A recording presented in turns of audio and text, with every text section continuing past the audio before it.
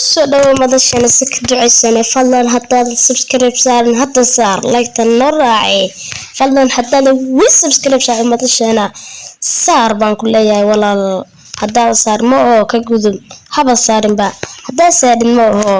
حلال أيوكويا فيديو كمان كره حسن كرتا وحنا إذا كرا قلنا intaan badiyaha ka maqnaa YouTube-ka waxaan isoo duubin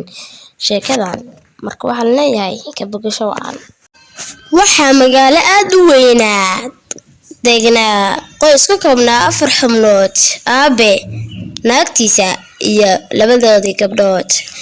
gabdhood mid kamid ah waxay ahayd mid madow midna waxay ahayd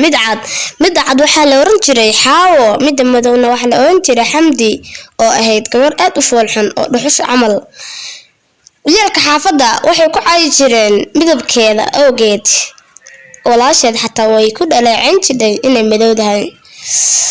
odayga dhalay labadan gabdhood ayaa xaaskiisa ku yiri naaheede gabdhahani way weynaadeen waa inaan keenaa maxad naagta ayaa tiri waa run ninkaygiyo aqli ayaa leedahay waa geenaynaa macad ileen way weynaadeen xiligaane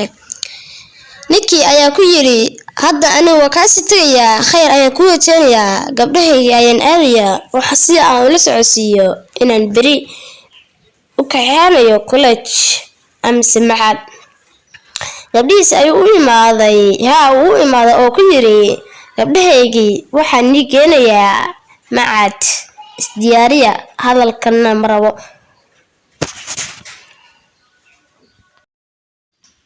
aabihii dhalay labada gabdhood wuxuu u soo kaxeeyay college-ka ugu weynaa magaalada wuxuuna ka diiwaan galiyay college-kaas hadda waxay ka mid yihiin ardayda college-kaas gabadhii la oran jiray xaawo ardadu aad ayay uga daba dhaceen oo la yaabeen quruxdeeda wiilashu xataa markay arkaan way soo xujireen halka ay xamdi ahayd gabar aad u madow oo ay weyday dad ay walaasato markii ay iskuulka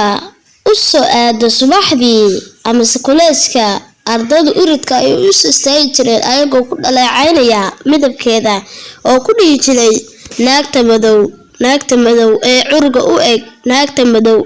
madow ee curga u eg ayagoo intaas ku hay ayadana dhagjalaq uma siin jirin maadaama ay ahayd gabar laacibada ama geesiyada maalmaha kamid ah ay aragtay nin qashqashaadaya walaasheed wayna u soo orday ninkii oo ku gelisay bahal dhangalaasa kadibna waxay soo kaxaysay walaasheed waxayna aadeen guriga intii ay soo socdeen jidka ayay waxay ku arkeen gabadhaas oo la hartay gabadhii cadad oo la oran jiray xaawo oo ku tiri aheede anigu waan jeclahay inaan kula saaxiibo laakiin intaad gabadhaad urug u eg oo foolxumada badan oo madowga badan aan la socotin aniga ma jecel inaan kula saaxiibo oo qof kula saaxiibo waayaysaa ee ka har